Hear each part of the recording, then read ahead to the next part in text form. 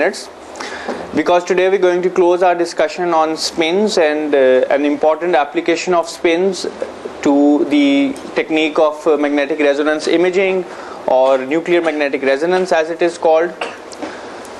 First of all, I would like to show you some NMR spectra. So if you look at this image that I'm pulling up on the, so this is an example of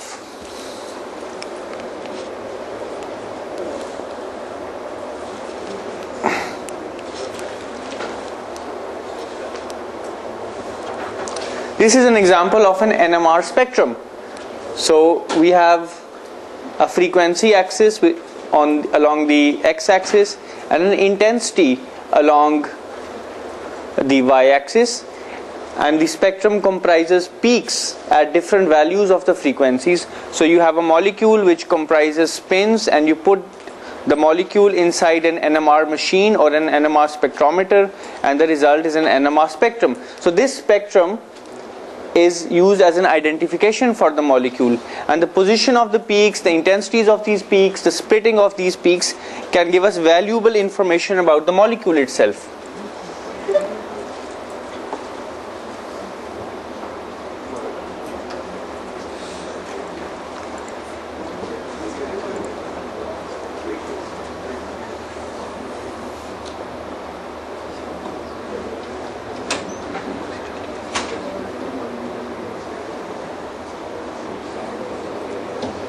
Alright, so here is an example of another molecule. Can you identify what this molecule is? What's the name of this molecule? It's a protein glycine. Chloroacetic acid, right? It's chloroacetic acid or chloroethanoic acid. So in this molecule, if you observe, we have two protons here, a hydrogen nucleus, and a hydrogen nucleus attached to which is a member of the hydroxyl group. So these two hydrogens, which are shown in pink, they are equivalent.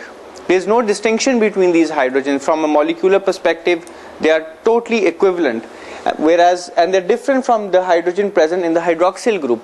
So you take chloroacetic acid, put it inside an NMR spectrometer, and the result is a spectrum. A spectrum again is a frequency axis and an intensity axis, and this hydrogen is just a spin. A hydrogen nucleus is nothing but a proton, if you remember.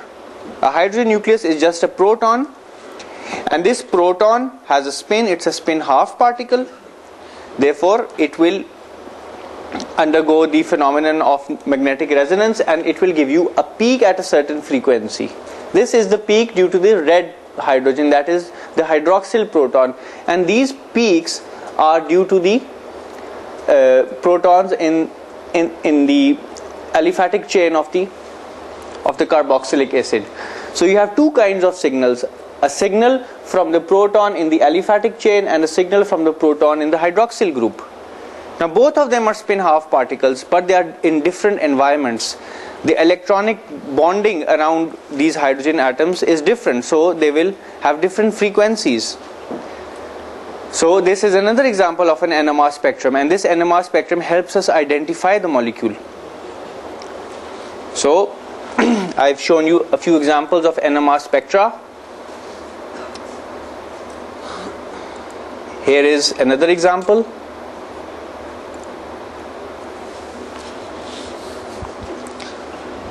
So this is an aromatic compound with an aliphatic side chain, and there are 1, 2, 4 kinds or 5 kinds of hydrogen atoms. So each one of these, the hydrogen in the methyl group gives you a peak at one position, the hydrogen in the methylene group gives you a peak at a different position, the hydrogens in the aromatic ring in the ortho, meta and para positions give you peaks at different positions. So these hydrogen atoms are nothing but spin half particles, because the hydrogen nucleus is just a proton. So now you place this molecule inside a magnetic field, and an NMR spectrum results. And today we're going to see how this spectrum is achieved. And what is NMR spectroscopy? NMR is the most important technique in chemical analysis, drug discovery, drug design, forensic analysis, characterization of new molecules, material science. So I think it's worthwhile spending a day on the technique of magnetic resonance, and it directly exploits spins. Alright, so we've talked about NMR spectra.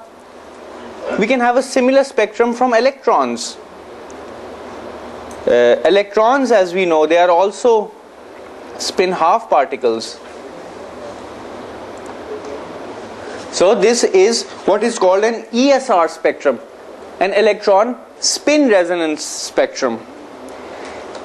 Because electrons are also spin half particles. When you place a molecule which has lone electrons or unpaired electrons, you place such a molecule inside a magnetic field, the electrons will undergo magnetic resonance because the electrons are also spin half particles. And here again you have an x-axis that could be frequency or it could be field, and you have an intensity on the y-axis, and you get peaks at different frequencies corresponding to electrons at different positions inside the molecule. So this is the electronic version of magnetic resonance. Because electrons are spins, protons are spins, you can do magnetic resonance with protons or with electrons. Now the technique of NMR has evolved and matured to such an extent that you can do imaging with spins. So these are examples of magnetic resonance images or MRI scans. This is an MRI scan of the brain. This is a slice which is called I think a sagittal slice, a slice which is taken like this of the human body. This is a coronal slice, a slice taken like this. And another example of an MRI scan, this is the MRI machine. You can in fact do angiography with MRI as well. You can look at processes in real time as well, and that is called functional magnetic resonance imaging. An important application of MRI is looking at the spinal cord and vertebrae.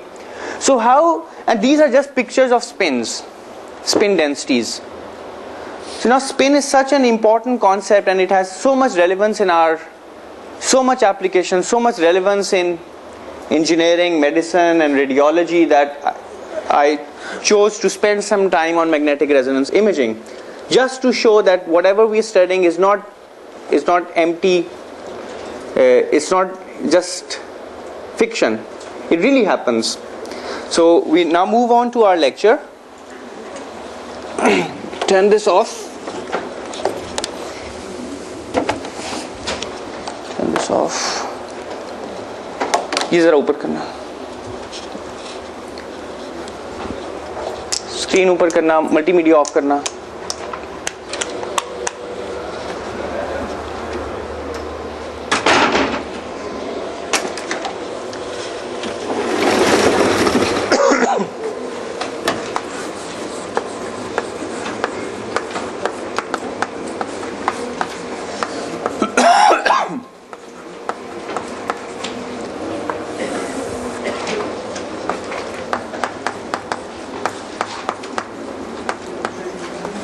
So the question that we're going to answer today is, how do we get an NMR or an ESR spectrum? Now we know that an electron or a proton has spin. Let's focus on a proton. A proton is just the hydrogen nucleus, and our body is about 80% by weight of our body is water. So we have an abundance of protons in our body. We have an abundance of water molecules in our body, and each water molecule is nothing but two protons bonded with the hydrogen. So this is a spin half particle. This is a spin half particle.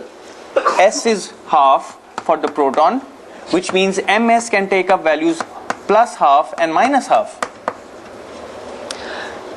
And we know that since there is spin of the proton, it must have a magnetic moment as well. Associated with a spin angular momentum S, there is a magnetic moment mu. And what is the magnetic moment? It's given by some constant g E over 2m, where m is now the mass of the proton, because we're talking about protons exclusively.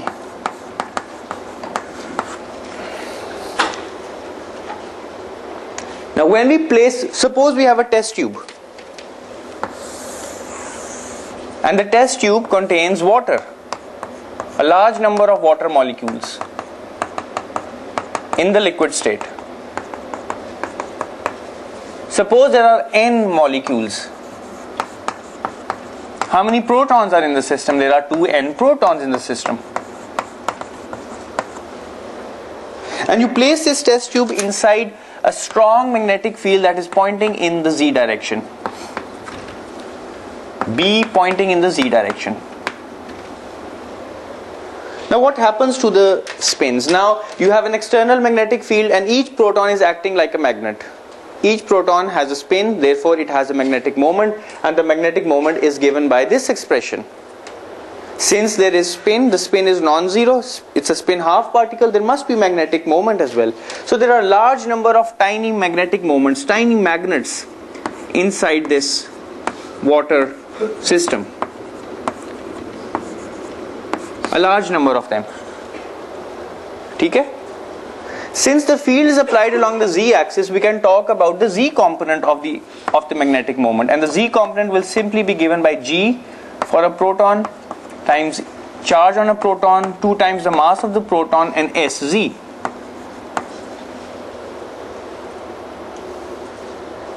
Since sz is quantized, therefore we have sz is simply msh bar.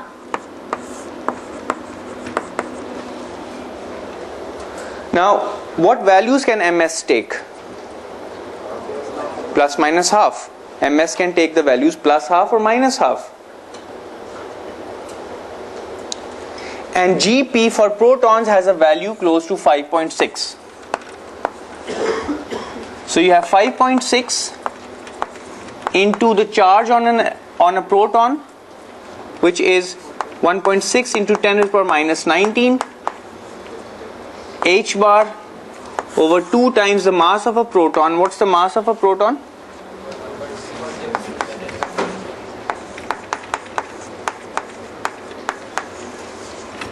And you have ms, which is plus minus half.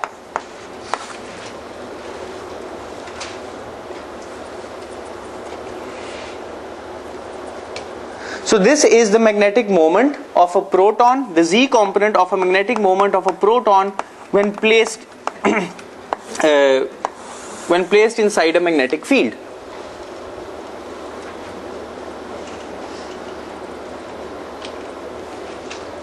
Now can anyone calculate this factor for me? Does anyone have a calculator?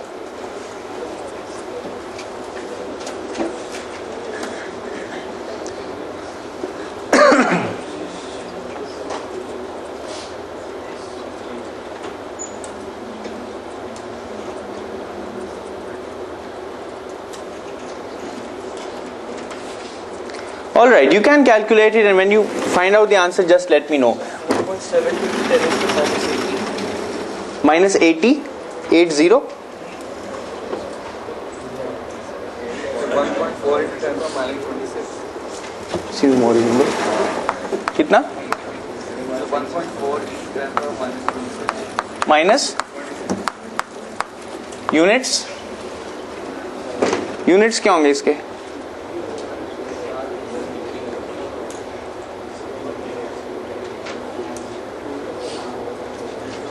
Does anyone know the units? Shabash. Amperes meter square. यही value है इसकी. Whatever the value is, but it gives you something. All right. Plus आपके साथ value करना है minus आप किसी के साथ कर लो, ये प्लस माइनस हो जाएगा.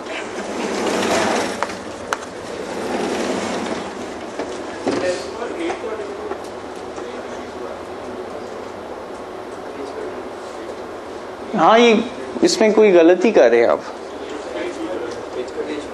H bar भी तो है. Anyways, whatever, this gives you some magnetic moment. Now there, in the test tube, there are a large number of magnets placed inside a magnetic field. Now suppose there was only one molecule inside the test tube. You have a magnetic field B and you have a magnetic moment mu placed inside the magnetic field. What will happen? In other words, what is the magnetic moment? Think of the magnetic moment classically as as a charge that is moving in a circle. A charge is moving in a circle, it's a current loop which produces a magnetic field.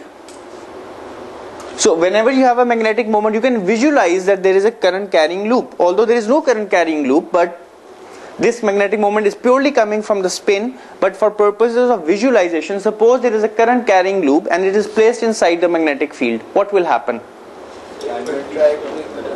This is a uniform field.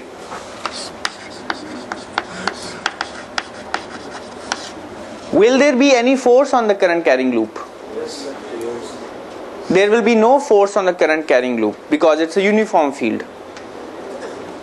However, there can be a torque. So now a current carrying loop is placed inside a magnetic field, just like a motor. Motor में भी यही होता है. There's an armature winding, a coil which carries current. It's placed inside a magnetic field. What happens to the coil? It experiences a torque. It moves about an axis of rotation. This is the motor action. Therefore, a torque must act on this magnetic moment. ठीक है, एक magnetic field के अंदर आपने एक magnet रख दिया. This is another way of visualizing this problem. You have a magnet that is placed inside a magnetic field.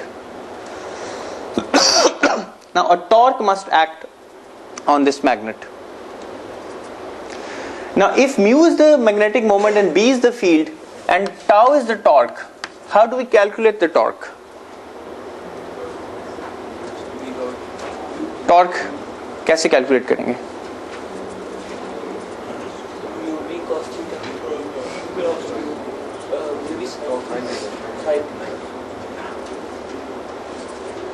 क्या होगा टॉर्क? हाँ, मैथमेटिकल एक्सप्रेशन क्या होगी टॉर्क की? Mu B sine theta. एक जनरल फॉर्म बताओ.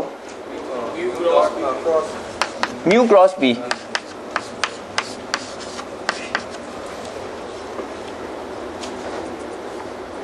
ठीक है. So the torque will be perpendicular to the magnetic field and it will be perpendicular to the magnetic moment as well, which means that the torque will act in such a direction. For example, it will be mu cross B, it will be out of the plane of the paper here or the blackboard. So a torque is acting in this direction and this torque results in a change in angular momentum d. Since we're talking about spin angular momentum, we can write ds by dt.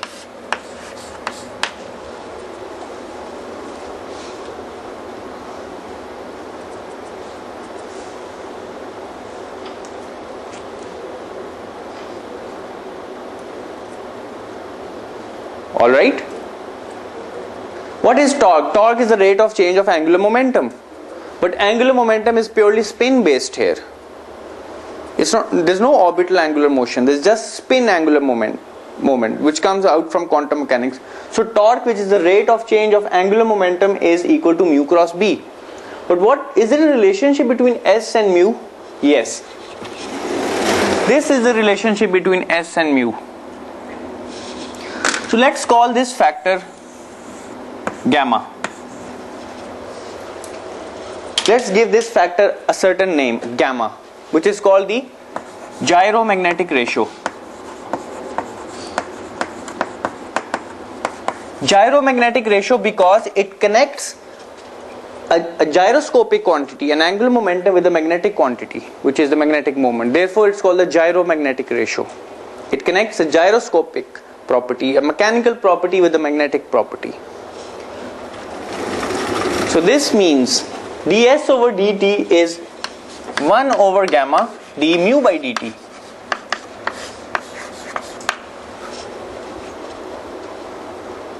This means d mu by dt is equal to gamma mu crossed with B.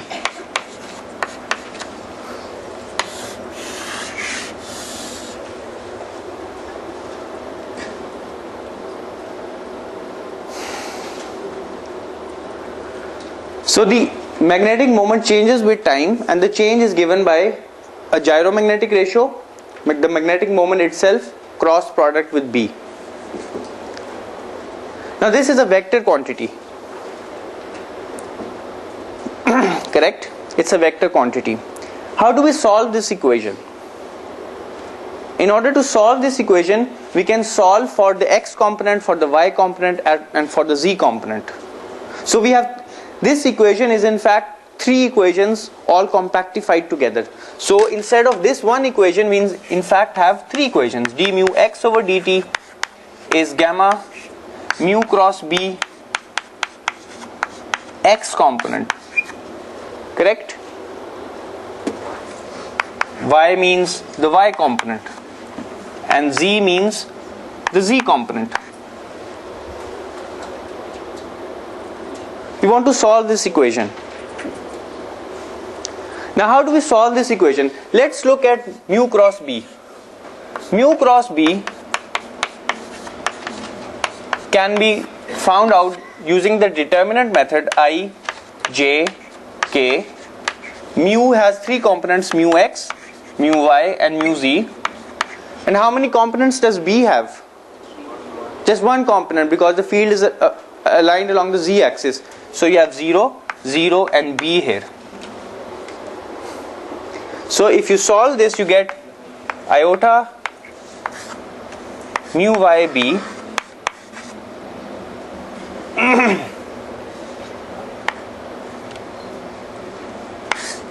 minus j mu x B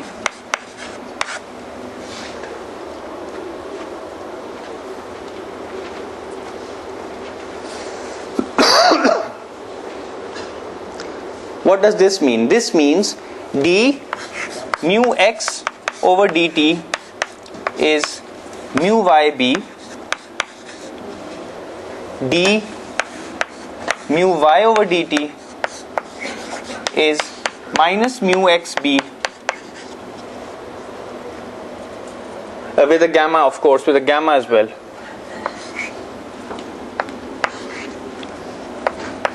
And d mu z over dt is, what is d mu over dt? 0.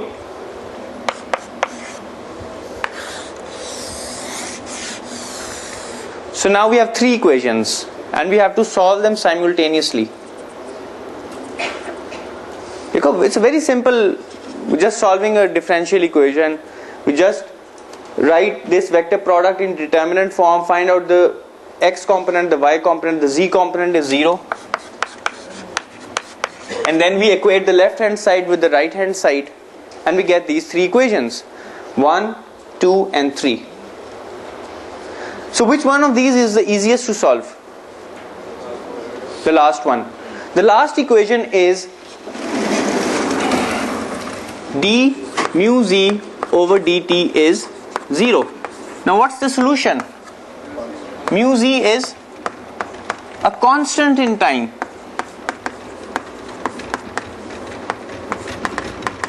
Mu z does not change with time. Now if you look at this picture here, this mu has a component along the z direction. If this mu does not change with time, what can you expect? That is, this magnetic moment is not going, it does not have any increase or decrease along the z direction, and the torque is also acting perpendicular to the z direction. So what can happen at best is that this magnetic moment is in fact rotating around the z axis, right? It's rotating around the z axis, because only then is it possible that its z component does not change with time. Okay? So we have the z axis and we have the magnetic moment which is inclined to the z axis, and its z component is not changing with time, which means its projection along the z axis must remain constant. So at best what can happen is that it rotates around the z axis. And if you draw a picture for this, this is the z axis, the magnetic moment It is just going in a cone around the z-axis.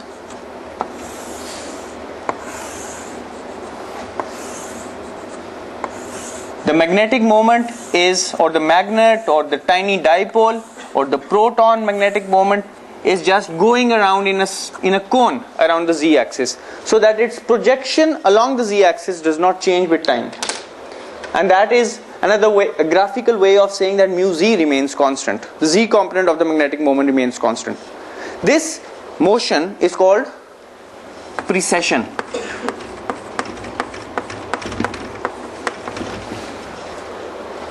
So the magnetic moment or the spin is precessing around the z-axis. Now we have to find out the frequency at which it is precessing. ठीक है, याद रखो physical picture ये है कि the spins are placed inside a magnetic field, and when they are placed inside the magnetic field, the magnetic moment is precessing around the z-axis. It's not going up, it's not going down, because its z component has to remain fixed. In order to find the frequency of precession, we have to take into account the other two equations, and those equations are d mu x over dt equals gamma mu y b. Let's call this equation 1, and d mu y over dt equals minus gamma mu xb.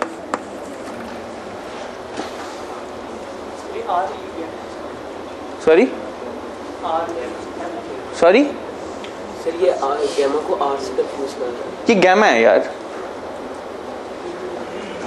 Gamma है ये, are कहीं नहीं अभी यार. Now how do we solve these equations? We can differentiate the first equation again with respect to time. D square mu x over dt square equals gamma dy over dt, which is minus gamma mxb b. देखो d mu y over dt हम यहां से ये value ले लें, minus gamma mu x b minus mu x gamma b squared.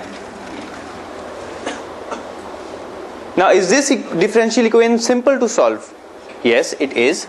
D square mu x over dt square plus gamma b squared mu x equals 0.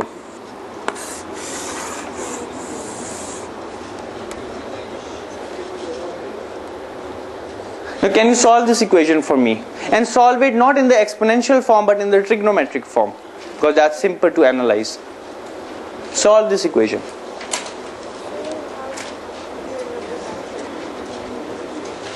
Which step?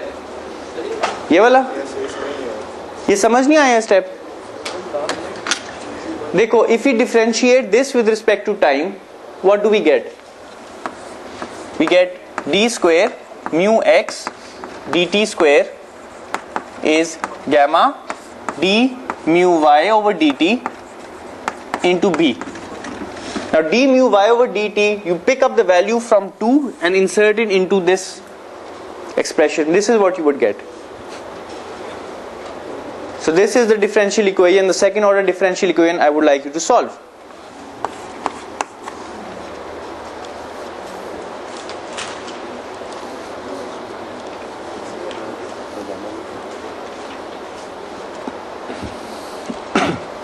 And please solve it in trigonometric form rather than the exponential form.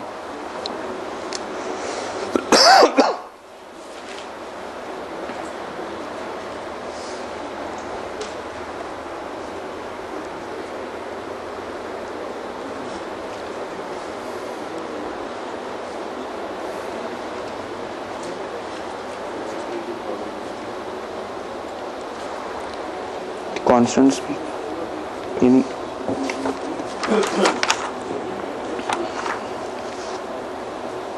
शाबाश.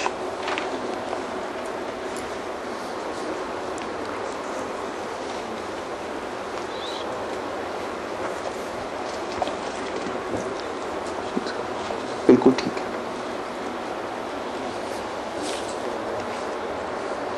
X नहीं, time है. Time का factor किधर जा रहा है?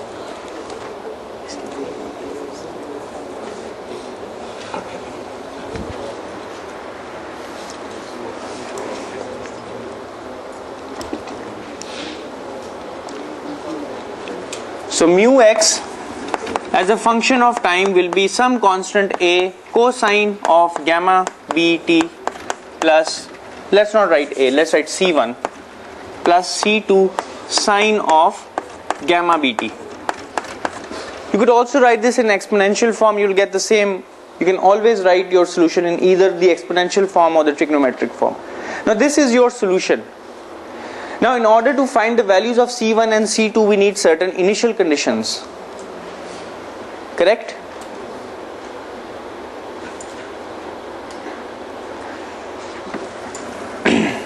And what is mu gamma t? Mu gamma t can also be found. How can mu gamma t be found? Mu gamma is given by this expression. Mu y is 1 over gamma b d mu x over dt. And what is this? This is minus gamma b c1 sine of gamma bt plus gamma b c2 cosine of gamma bt.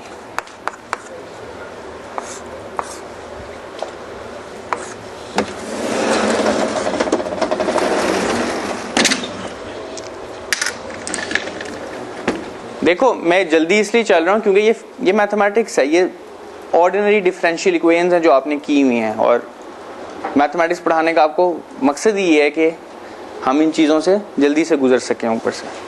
So mu x T is c1 cosine of gamma bt plus c2 sine of gamma bt, and mu yt is minus c1 sine of gamma bt plus c2 cosine of gamma bt. Now we have to take into account certain initial conditions in order to find the value of c1 and c2. We require two initial conditions. Without loss of generality, let's see what those initial conditions can be. Z. Let's suppose that initially at time t equals 0, our magnetic moment is in the xz plane. That is, this is the x-axis, y-axis, the magnetic moment is in the xz plane. I can start anywhere I like. So with time this magnetic moment precesses around the z-axis, but it starts off in the xz plane. This is my initial condition. This means that mu x at time t equals 0 is some mu naught, some value mu naught, and mu y at time t equals 0 is, what should mu y be? What is the projection of the magnetic moment along the y-axis? 0. So suppose these are my initial conditions. I can choose any initial conditions I like. So with these initial conditions, can you tell me what the values of C1 and C2 would be?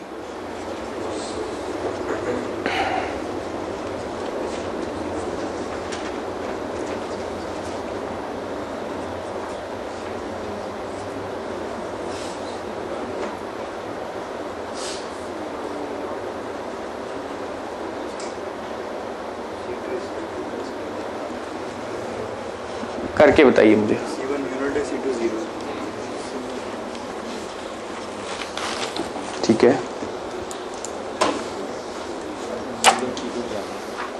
C1 equals mu naught और C2 equals 0.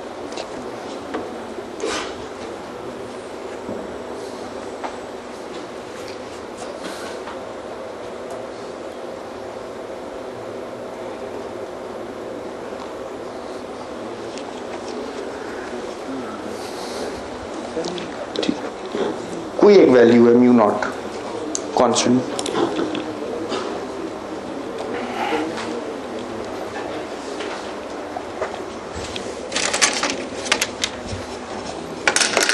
What does this initial condition mean? This initial condition means that at time t equals 0, the projection of this magnetic moment along the x-axis is mu naught.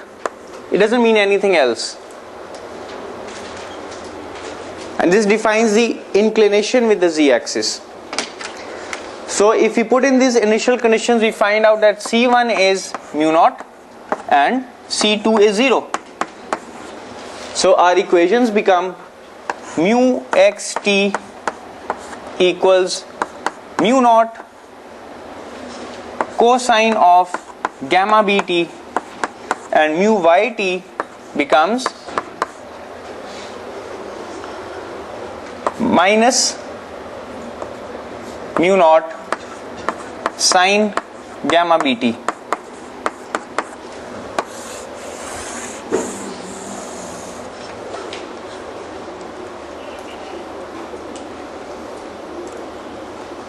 Alright, now we have three equations or three solutions, or we know the time dynamics of the magnetic moment vector. The third one is mu z is constant. It does not change with time. It's independent of time. So now we have these three projections and they are dependent on time. Can you make plots for all three of them? That is, I have time here, and on this axis I plot mu z, mu x and mu y.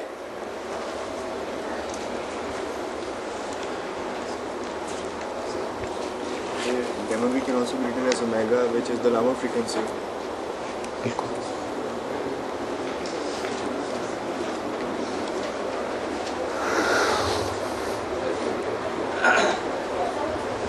Plot करें इनको.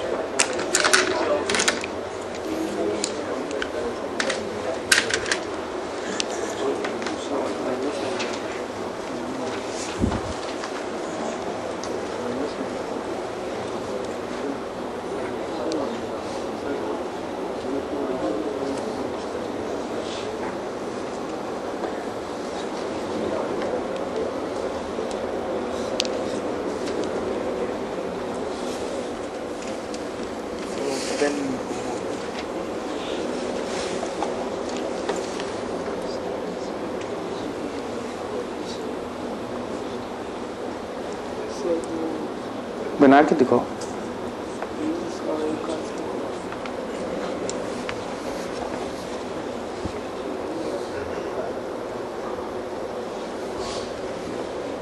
ठीक है, शाबाश. और music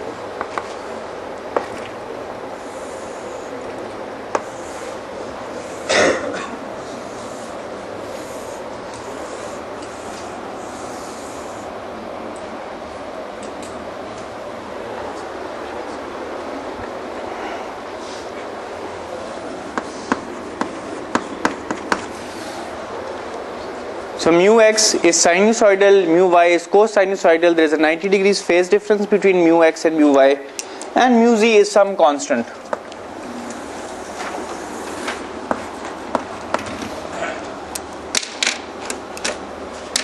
What this actually means is that if we look at the vectorial picture of this of the magnetic moment, this is the z-axis, which is the axis in which the B field is applied. The magnetic moment is precessing around the z-axis. It's moving with a certain frequency. And what is that frequency? What is the frequency with which it is precessing? What is the frequency? Gamma b. So it is precessing with a certain frequency, gamma b.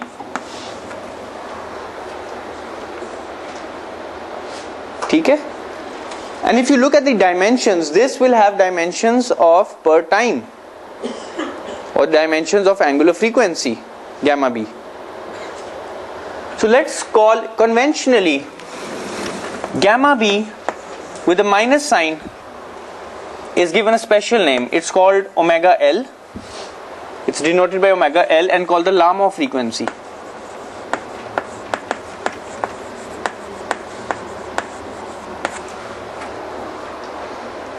If we make this identification, mu x is simply mu naught cosine of omega L t, and mu y is simply mu naught of sine omega L t.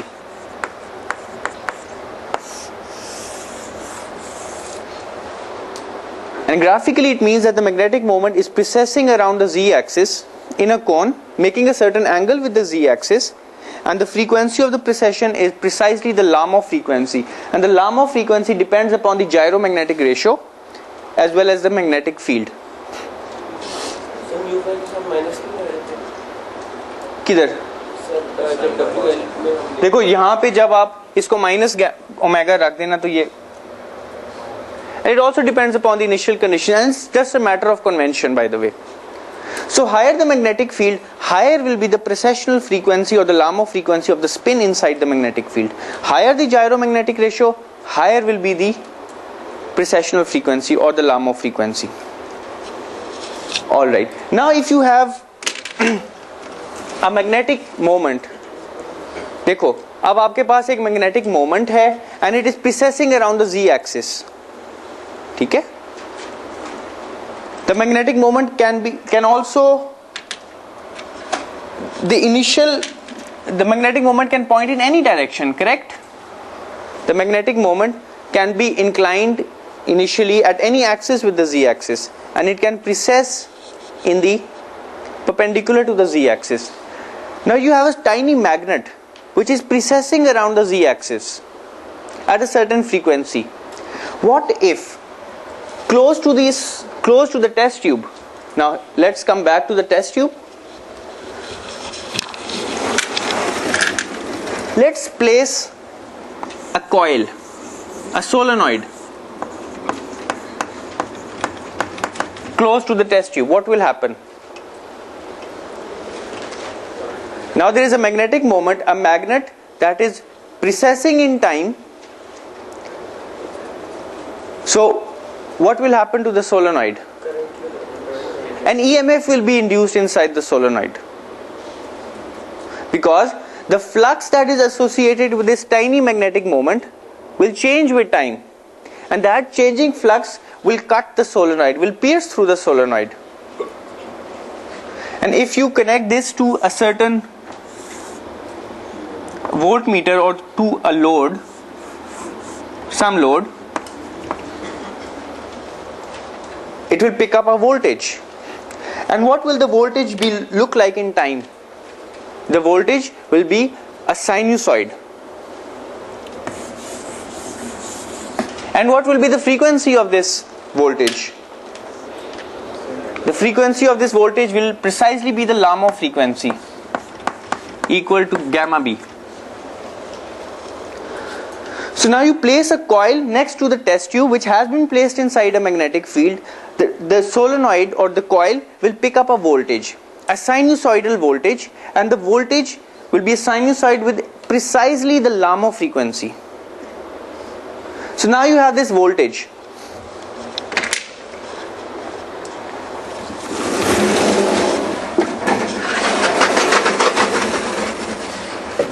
You have a voltage signal. This is now voltage with respect to time, and the frequency is precisely the Lamont frequency. So now you have a quantum mechanical phenomenon. Observe the beauty of this experiment. You have a quantum mechanical phenomenon. जरा गौर से सुने. A quantum mechanical phenomenon, a spin, which has no classical analog. It cannot be explained classically. It comes out from relativistic quantum mechanics, something we haven't even studied. But we know there is spin. Associated with the spin, there is a magnetic moment. Now that quantum mechanical property is giving us an observable signal in the real world. Now we are in the classical world. A solenoid is not a quantum object, it's a classical object. It's a big coil that all of you have seen. It's picking up a voltage in the real world, in the macroscopic classical world. So now we are transforming, or we are taking a giant leap from the quantum world to the classical world, using the quantum mechanical property of spin, and from it we are obtaining or incurring a classical signal, a classical voltage. Now this signal is fed into a computer. Of course it has to go through an analog to digital converter, which digitizes this signal. All experiments are done with the computer, which means the signal is digitized at a certain sampling rate. The sampling rate has to be greater than twice the Lamarck frequency for the Nyquist criterion to hold. Now inside the computer you have a sample of points digitally acquired. So this axis is just the time axis. Now if you would like to go to the frequency axis, or you would like to move to the frequency axis, or you would like to take an NMR spectrum, what would you do? What operation would you perform on this data to get a frequency spectrum? तो हमने देखा, या इस course में भी हमने ये पढ़ा है कि how do we go from the time domain to the frequency domain, or from the x domain to the spatial frequency domain? We take a Fourier transform of this data. So this is some signal as a function of time. We take the Fourier transform of this signal, st exponent minus iota omega t dt, with t goes from 0 to infinity, and we get a signal in the Fourier domain, s omega. And this signal will, in fact, if you plot this, you will have a frequency axis. And what would you get on the frequency axis? What would you obtain? If you take a Fourier transform of a signal with frequency omega L, what would you obtain in the frequency spectrum? You would get a peak at omega L. So at omega L you get a peak.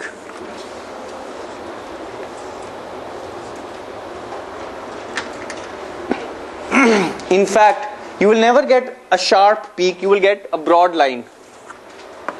And why will you get a broad line? Why do you get a broad line instead of a sharp peak? Why can you never get a sharp peak? Because of the uncertainty principle. Because of the relationship delta omega, delta t has to be greater than a certain number.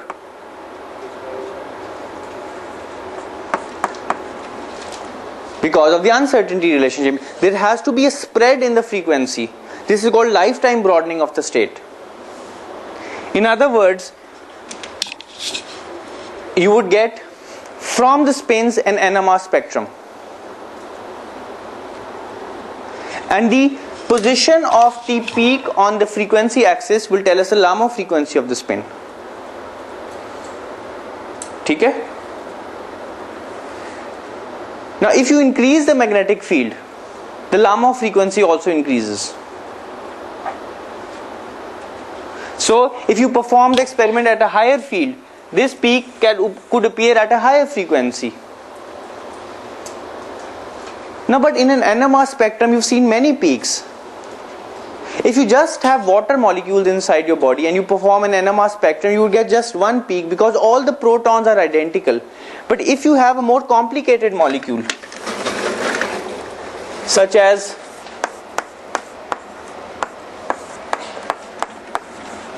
now what is this molecule? It's ethanol. Now there are 3 protons attached in the methyl group, 3 protons in the methylene group, and 1 proton in the hydroxyl group. Now all 6 of them are protons. They must have the same Lamarck frequency because they have the same gyromagnetic ratio and they are placed inside the same magnetic field. So naively we would suggest in the spectrum we should see one peak, because all 6 protons are identical, they are indistinguishable. They are all protons, same spin, same gyromagnetic ratio, seeing the same field. However, when we take a spectrum, we get a hydroxyl peak, and we get, so this peak comes from the methyl protons. this peak comes from the methylene protons, and this peak comes from the hydroxyl protons, and all three of them are at different frequencies. The reason is that this hydroxyl is in a different kind of bonding. It has a different electronic neighborhood than this hydrogen. All three kinds of hydrogens have different electronic neighborhoods. And we know that electrons, when they are placed inside a magnetic field, an EMF is induced and a circulating current is produced. And those circulating currents produce a magnetic field of their own. So they shield the magnetic field that is applied externally. So the Lamo frequency omega L has to be written by minus gamma B effective, where B effective is given by minus gamma B external and some shielding factor sigma, because every proton is in an electronic environment, bond हो रहा है, ठीक है, उसके गिर्द electron cloud है, molecular orbitals हैं. अब जब वो इलेक्ट्रॉन्स एक एक्सटर्नल मैग्नेटिक फील्ड में उनको रखेंगे, दे विल स्टार्ट सर्कुलेटिंग, ठीक है, because charge placed inside a magnetic field will start circulating. It will produce an EMF opposite in direction to the applied EMF. This is the Lenz's law, ठीक है. Therefore the effective field that the nucleus sees will be diminished. This is like a screening effect. So we have to apply a screening or a shielding factor.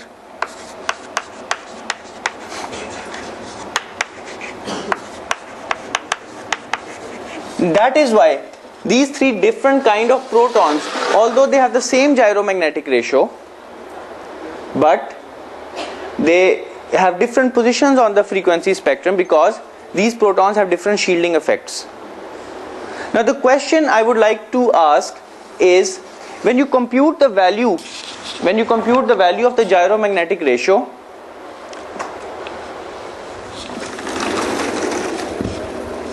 we know that omega is minus gamma B.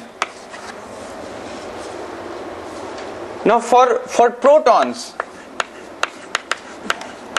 if you compute the value of the gyromagnetic ratio, you know all the constants that enable you to calculate the value of the gyromagnetic ratio.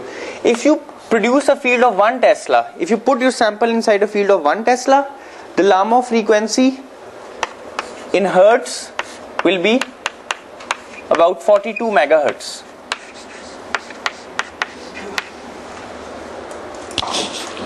Okay? So you put your protons inside a field of 2 Tesla, the Lamo frequency will be 84 megahertz. You put your protons in 0.5 Tesla, your Lamo frequency will be 21 megahertz. Protons in the Earth's field will have a corresponding Lamo frequency, and the Earth's field is given by 0.5 Gauss. So higher the magnetic field, higher will be the Lamo frequency. For electrons, we have to calculate the gyromagnetic ratio for the electrons. Do you expect the electrons to have a higher gyromagnetic ratio or a smaller gyromagnetic ratio? Much higher. Why? Because the mass of the electron is much smaller. It's about 1800 times smaller. 1860 times smaller than a proton, but it's the Landau G factor is 2, by the way, but still the electrons have a gyromagnetic ratio which is about 660 times the gyromagnetic ratio for a proton, which means that the Lamo frequency for the same field will be 660 times higher. So if this is in the megahertz regime, for electrons it will be in the gigahertz regime.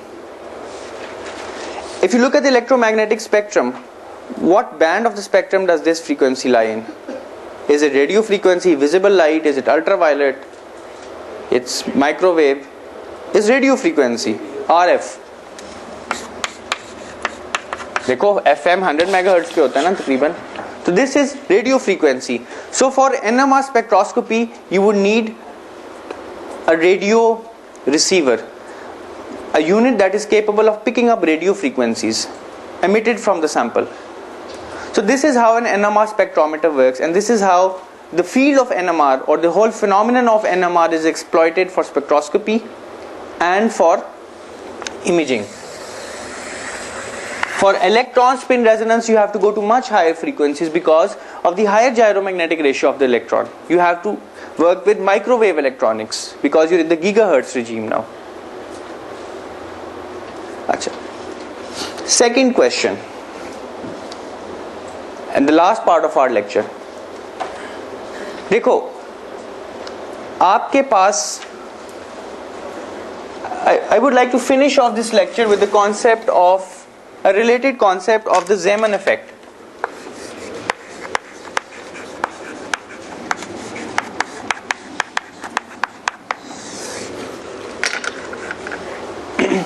Now suppose this magnetic moment is placed inside a magnetic field. What is the energy of the magnetic moment? What is the potential energy called the magnetic energy of the magnetic moment? What is the energy? You all know that very well. Energy क्या होगी? A magnetic moment mu is placed inside a magnetic field. There is a magnetic field B and a magnetic moment mu. Now this mu is at a certain angle with respect to the field. What's the energy of this moment? Minus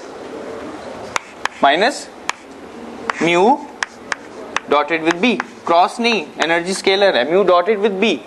So when the magnetic moment is aligned with the field, the energy is minimum. When it's anti-parallel to the field, the energy is maximum. Now if the field is along the z direction, we have minus mu z bz, right? Minus mu z b. What is mu z? Mu z is simply g e over 2m ms h bar, right? B plus minus.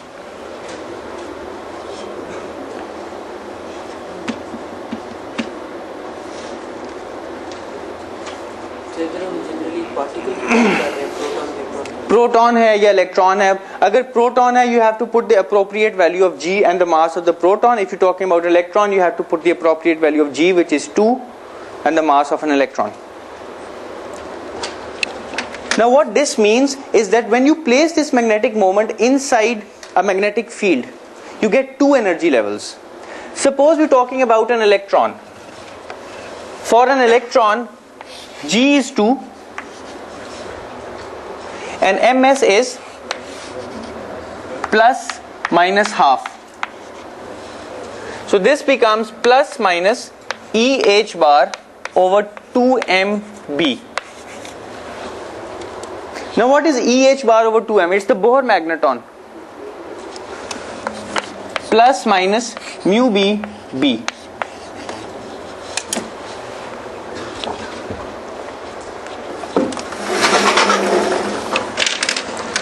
Alright, now when you place this magnetic moment inside an external magnetic field, you get two energies. Which means that if you have a single energy level at zero field, when you switch on the field, this level splits up into two levels. This level splits up into two levels.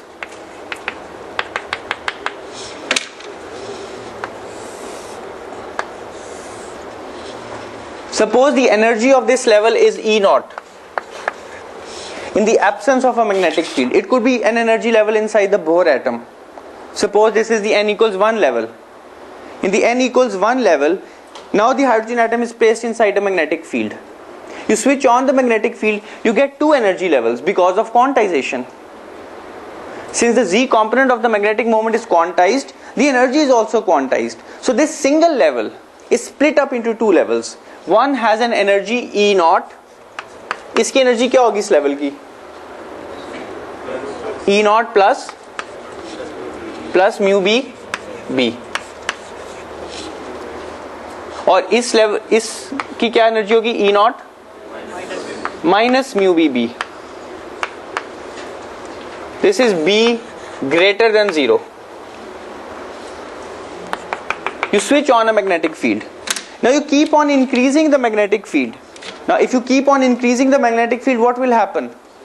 This level will go up, this level will go down. That is, the splitting will keep on increasing.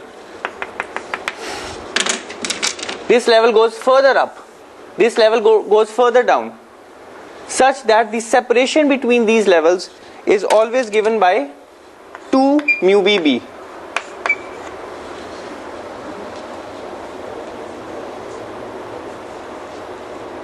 So this effect in which a single level, a degenerate level, becomes non-degenerate, that is, degeneracy is lifted, 2 levels are obtained when we impose a magnetic field because of the 2 kinds of spins that are present inside this level. This is called the Zeeman effect, and the splitting increases as the magnetic field goes up.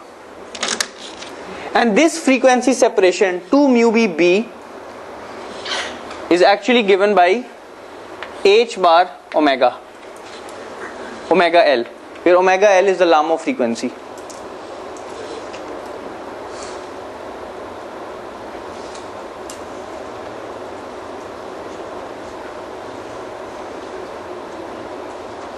Now you can prove this on your own.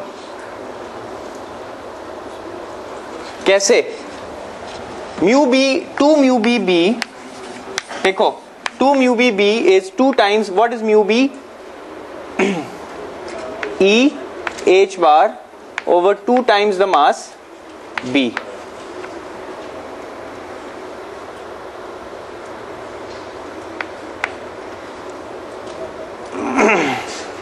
Now this factor is nothing but the gyromagnetic ratio gamma for an electron.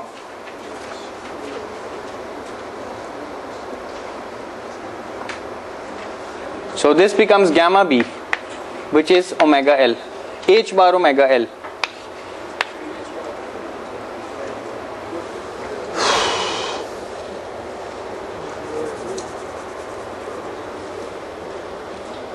Gamma b. This is gamma b, h bar omega L. Now you can do this as a homework. You can actually see that this splitting is in fact equal to h bar omega L, where omega L is the Lamo frequency that we've already derived. So this is another way of looking at magnetic resonance. This second approach is that when you place the spins inside a magnetic field, the energies are split, and one of these states corresponds to ms equals plus half, and the other state corresponds to ms equals minus half. So this could be ms minus half, this could be ms plus half, because when ms is plus half, when this is plus half, you get a negative energy which is lower. So ms plus half corresponds to the lower energy, ms minus half may correspond to the higher energy. So this energy is split up into 2 levels because of the 2 kinds of spins. And whenever we make a transition between these levels, do we get an NMR signal, and that transition is of the correct frequency, which is equal to the Lamo frequency. So there are 2 different approaches of looking at magnetic resonance. One, you place the magnetic moment inside a magnetic field and it starts precessing around the magnetic axis with the Lamo frequency. The second approach is to look at it through the Zeeman effect. That is, the energy levels are split, and there is a splitting, or there is a frequency separation between these levels. Last question with which I would like to finish off this lecture is the following. Now if you have n molecules or n protons, how many protons will be in this upper level and how many of them will be in the lower level?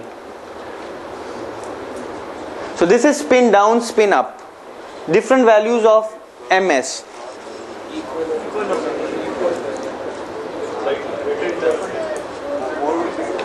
जी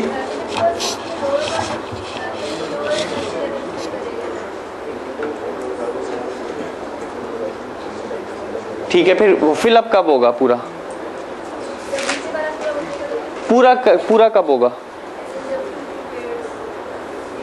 देखो आपके पास बहुत से water molecules हैं, ठीक है, बहुत से water, in every molecule, in every proton you have a large number of proton, in every proton you have these 2 levels that are available, ठीक है, these 2 levels are available. Now there are 2 states, either spin down and spin up. The proton can have spin up, spin down. If you have a large number of protons, n protons, how many of them will be in the lower state and how many of them will be in the upper state? That's my question. Equal? Almost equal. Which one of these states will have the higher population?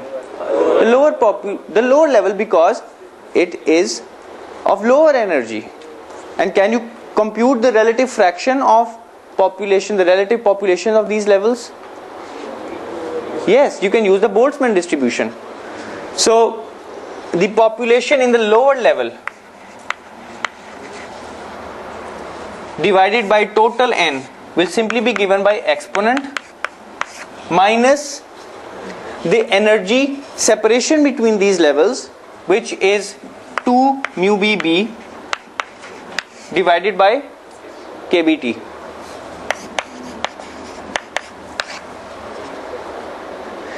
Now for spin states, this separation is very small. It's micro electron volts, this separation. But the room temperature is so large that almost these states are equally populated. So if you really want to have this lower state populated, what should you do? You should lower the temperature, right? You should lower the temperature so that most of the spins are in this lower state. What's the other approach? Increase the magnetic field. So when you increase the magnetic field, the gap increases. And when the gap increases, it becomes less efficient for temperature to pump up the spins from the lower level to the higher level. You see, there is a competition between the magnetic field and the temperature. Higher the temperature, when the temperature is infinity, what will be the relative populations? Half in each. ठीक है, अगर temperature infinite हो जाएगा, there will be the population of this level will be half, the population of this level will be half.